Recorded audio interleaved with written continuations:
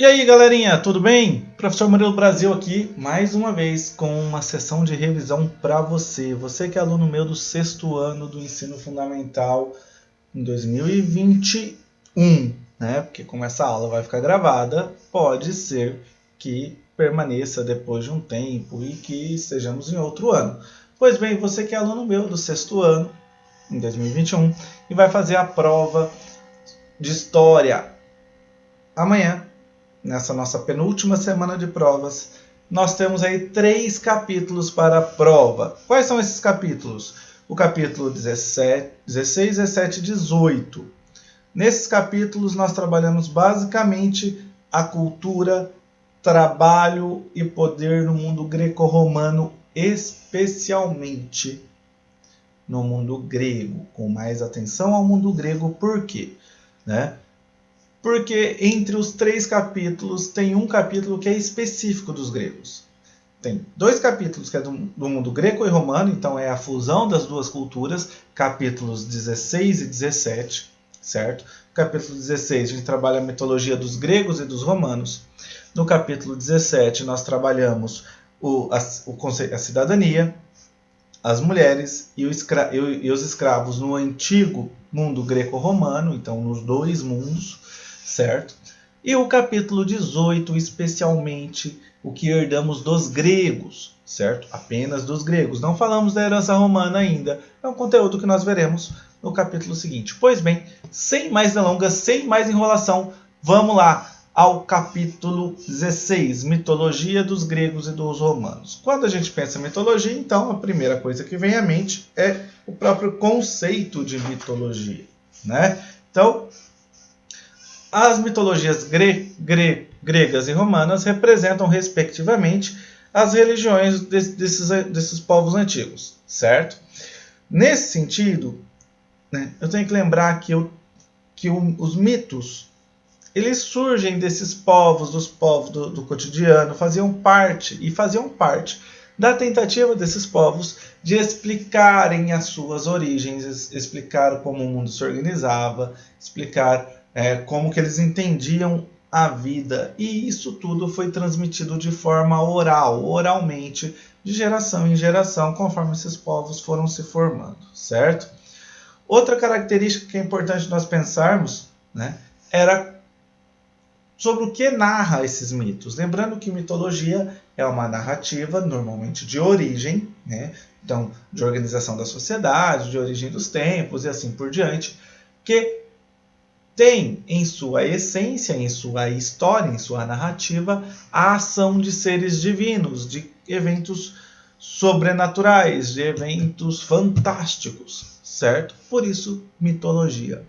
Mas que para esses povos eram, na percepção deles enquanto religião, era algo extremamente sério, que dava a eles um sentido ao mundo, à organização do mundo.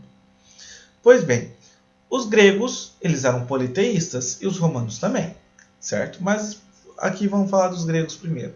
Então os gregos eram politeístas, ou seja, polivários teístas que acreditavam em vários deuses, certo? São vários deuses. Pensamos aí, por exemplo, os deuses do Olimpo, certo? E os semideuses e criaturas fantásticas como a Medusa, o Centauro e outros tantos que fazem parte da mitologia grega. Ok. Esses deuses e essas deusas do mundo grego, eles tinham algumas características específicas, eles tinham inclusive características muito humanas, eles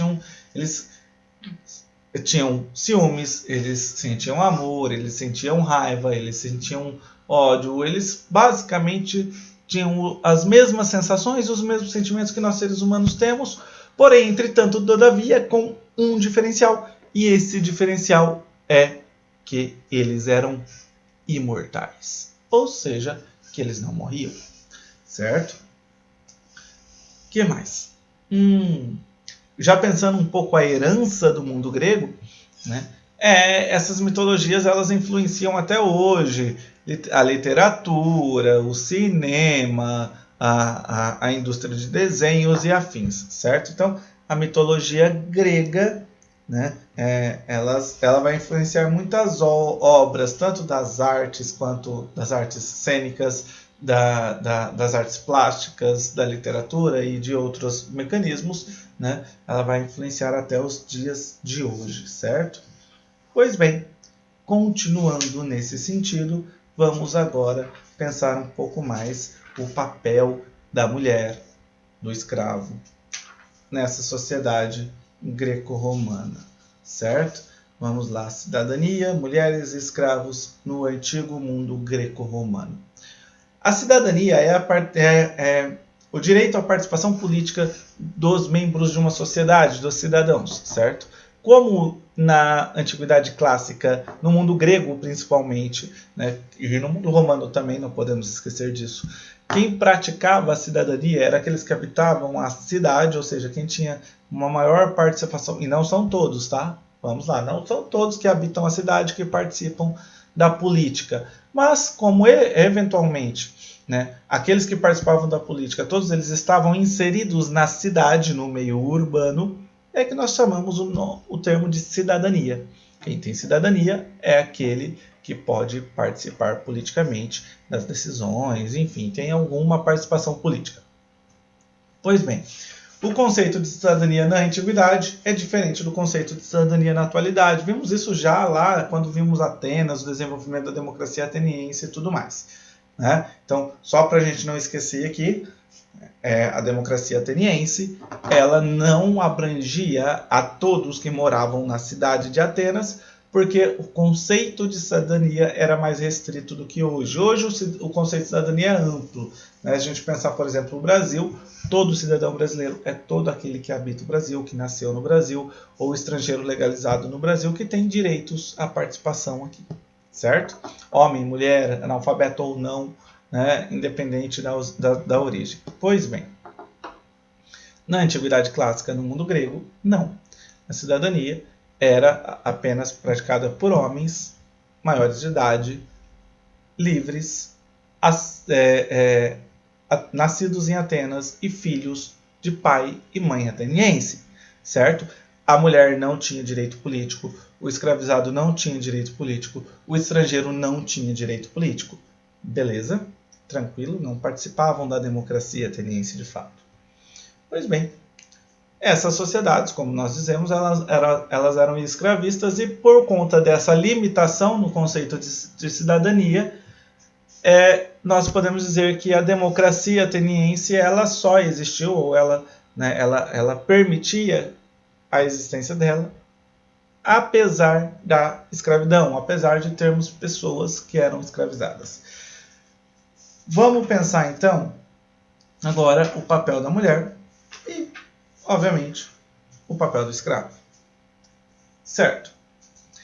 Qual que era o papel da mulher nessa sociedade, né? Nessas sociedades, tanto na sociedade grega quanto na sociedade romana? Vamos lá. As mulheres atenienses, elas não podiam votar. Elas não podiam participar das assembleias. Elas não podiam exercer cargos administrativos.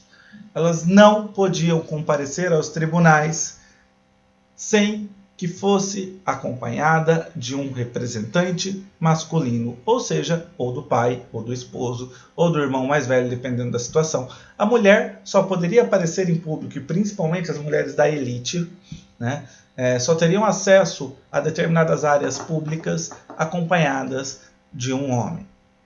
Certo? Quem mais?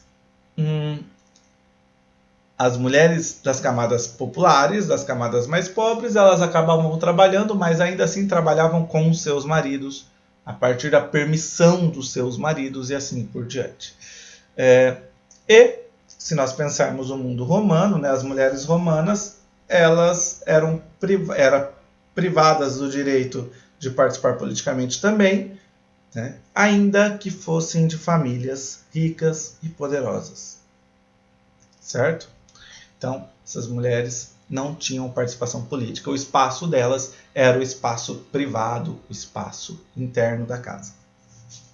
E os escravizados, vamos lá, né? A gente vai ficar com a frase do Aristóteles, lembrando então a sociedade é patriarcal, né? Só para remontar, eu encerro falando da escravidão, desse capítulo, né, o capítulo 17, eu encerro falando da escravidão, com uma frase de Aristóteles que é a seguinte, né, segundo o texto que tem lá no nosso livro, e aí eu vou pedir licença para vocês para ler, que diz assim: há na espécie humana indivíduos tão inferiores a outros como o corpo o é em relação à alma, ou a fera ao homem. São os homens nos quais o emprego da força física é o melhor que deles se obtém. Tais indivíduos são destinados por natureza à escravidão, porque, para eles, nada é mais fácil do que obedecer. Tal é o escravo por instinto, pode pertencer ao trem, também lhe pertencem ele de fato, e não possui razão além do necessário para dela experimentar um sentimento vago, não possui a plenitude da razão.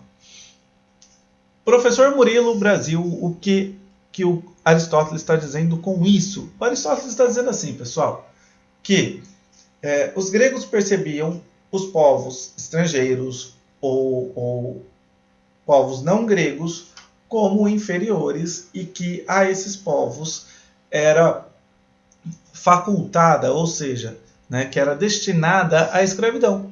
E essa era a melhor posição que eles poderiam ter.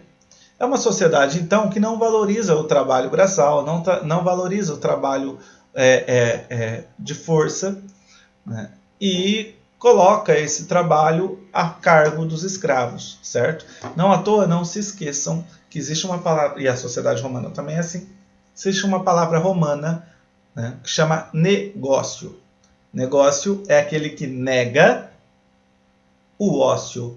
Ócio, né, no mundo grego, é aquele período sem fazer nada que o grego se dedica ao pensamento, à contemplação da natureza, às faculdades intelectuais, certo?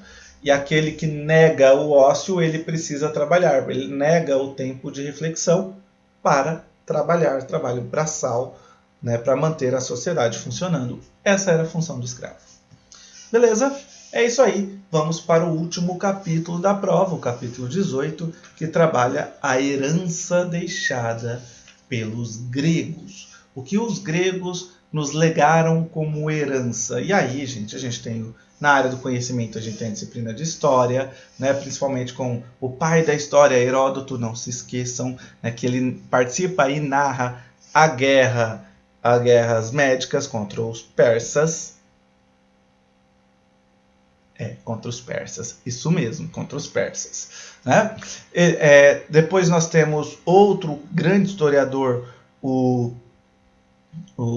Tucídides. O Tucídides, ele participa da Guerra do Peloponeso e ele narra a Guerra do Peloponeso a partir da investigação de fonte oral, de entrevista de vários participantes da guerra e assim por diante, né, inaugurando aí, né, uma nova forma de narrativa dos fatos e dos acontecimentos. Então a gente tem o surgimento da história, a gente tem o desenvolvimento da filosofia, né, com Tales de Mileto, com Pitágoras, Aristóteles, Platão, Sócrates e tantos outros filósofos, né, da Antiguidade Clássica, que dão a base do nosso pensamento filosófico.